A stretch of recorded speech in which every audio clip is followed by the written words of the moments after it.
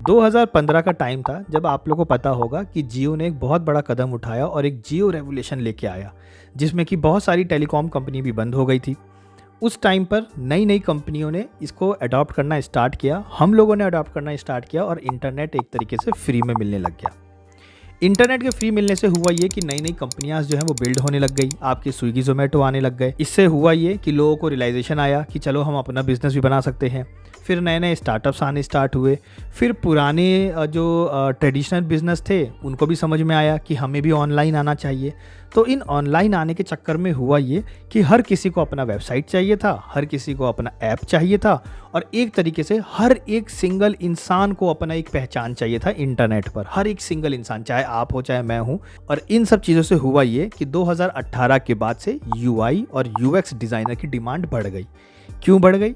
वो इसलिए बढ़ गई क्योंकि यूआई यूएक्स डिज़ाइनर जो हैं वो लोगों को चाहिए, क्योंकि जिनके पुराने बिजनेस हैं वो भी ऑनलाइन आ रहे हैं, जिनके नए बिजनेस हैं वो भी ऑनलाइन आ रहे हैं। ऑल्दो ये बिजनेस पहले से था। अगर आप वेब डिज़ाइनिंग में देखोगे तो वेब डेवलपमेंट और वेब डिज़ाइनिंग आपको दो नाम सुनने को मिलते थे, है ना। तो वैसे ही, लेकिन माना दोनों को एक ही जाता था।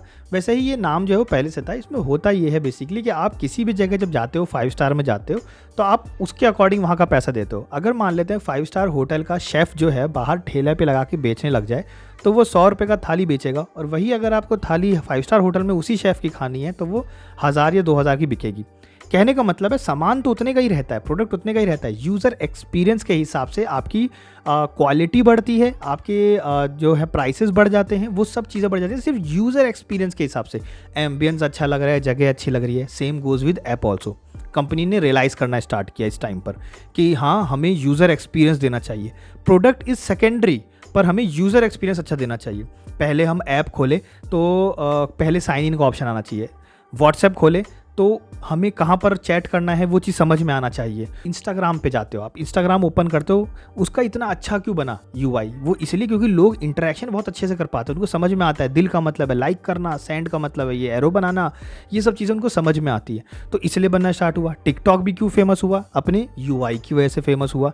तो कंपनियों को ये चीज़ रियलाइज़ हुई तो रियलाइज़ से क्या होगा? डिमांड बढ़ेगी। डिमांड से क्या होगा? आप लोगों को सप्लाई चाहिए। तो यूएक्स यूआई डिज़ाइनर इसके बाद 2018 के बाद से आने स्टार्ट हुए। देखिए, यूआई का फुल फॉर्म होता है यूज़र इंटरफेस, यूएक्स का फुल फॉर्म होता है यूज़र एक्सपीरियंस। अब कहने के लिए तो यूई होना चाहिए मेरे हिसाब से, तो क्योंकि यूज़र एक्सपीरियंस, एक्सपीरियंस का ई पहले आता है, लेकिन साउंड क्या कर रहा है? एक्स पहले कर रहा है, तो इसलिए यूज़र एक्सपीरियंस बोला जाएगा। जैसे नाइफ में हम के को साइलेंट समझते हैं क्योंकि साउंड पहले एन करता है, तो इसीलिए वैसा ही है कि यूएक्स लिखा गया है यूई की जगह पर।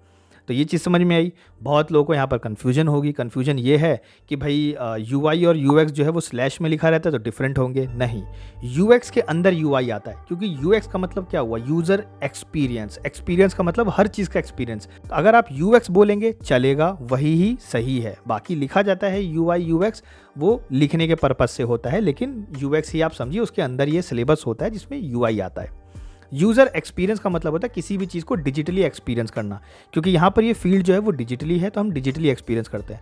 उसके अंदर इंटरफेस आता है कि कब आप साइन इन का बटन दबा रहे हैं, कब आप साइन अप का बटन दबा रहे हो, कहाँ पर आप मोबाइल को रजिस्टर्ड कर रहे हो, कहाँ पर नहीं कर रहे हो।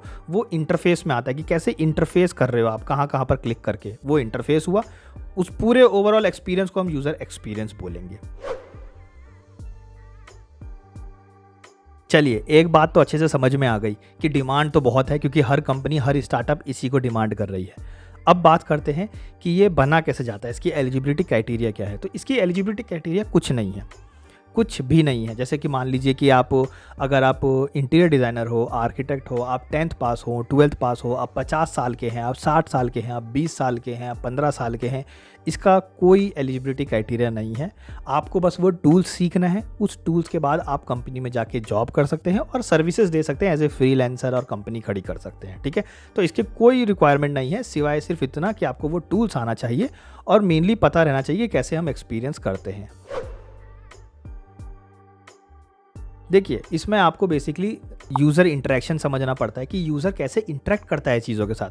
आपको पूरी वायर फ्रेमिंग समझनी पड़ती है, प्रोटोटाइप क्रिएट करना पड़ता है, तो प्रोटोटाइपिंग आपको पता होना चाहिए। साथ ही साथ आपको यूज़र रिसर्च पता होना चाहिए कि कैसे इसको रिसर्च की जाती है और कैसे कैसे इस पर वर्क किया जाता है। वो सारी चीज़ों के सब्जेक्ट्स जो हैं वो उसके अंदर होते हैं, और प्लस यूज़र इंटरफेस तो ऑलरेडी इसके अंदर एक सब्जेक्ट है। तो ये सब चीज़ों के और ऐसे ही और जो है सब्जेक्ट होते हैं।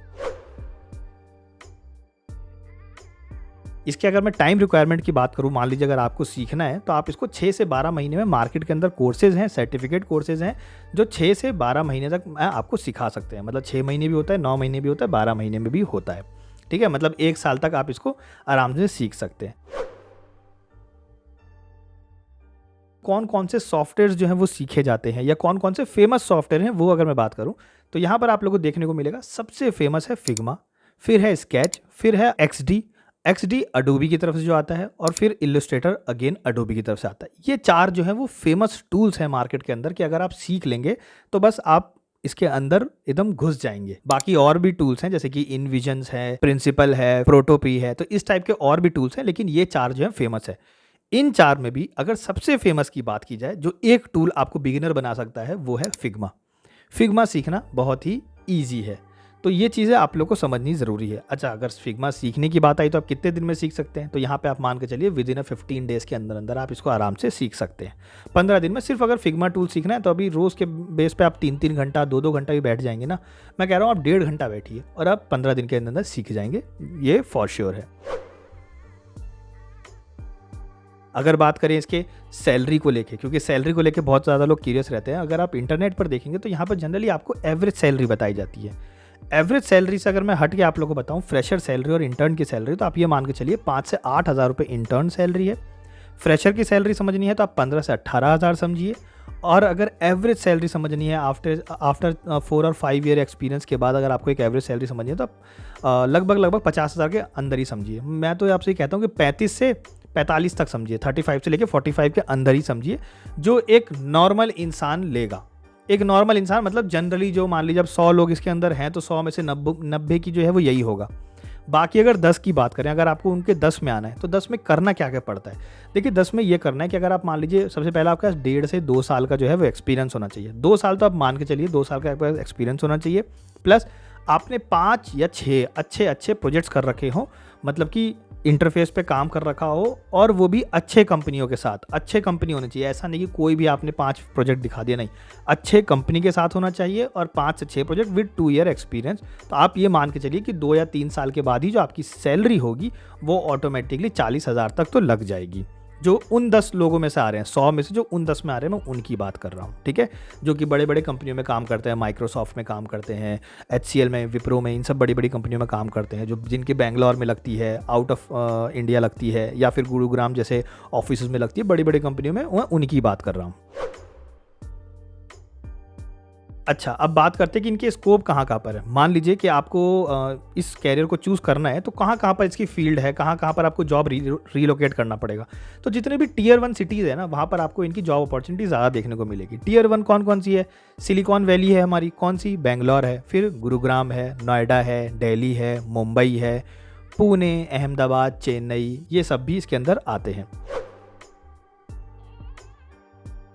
तो अगर आप मार्केट में अगर आप मान लीजिए कि एक रिफ्रेश स्टार्ट करना चाहते हैं, कैरियर स्विच करना चाहते हैं या फिर आप एक नई अपनी पहचान देना चाहते हैं या आपका इंटरेस्ट है इस फील्ड में, डेफिनेटली इसे चूज़ कीजिए। इसमें कोई शक नहीं है कि आपको इसको चूज़ नहीं करना चाहिए। बाकी रेस्ट मेरी पार्ट 2 भी आने वाली है जिसमें मैं आप लोगों को बताऊंगा कि क्यों नहीं करना चाहिए, हम जैसे लोगों को क्यों नहीं जाना चाहिए और क्यों जाना चाहिए वो भी मैं एक रीज़न दूंगा, लेकिन मेरा मोस्टली एम्फेसाइज होगा कि क्यों नहीं करना चाहिए। तो वो पार्ट 2 भी बहुत जल्दी कल ही आप लोगों को रिलीज़ होकर मिल जाएगा। ऊपर आई बटन में आप लोगों को देखने को मिल जाएगा या एंड स्क्रीन पे आप लोगों को देखने को मिल जाएगा।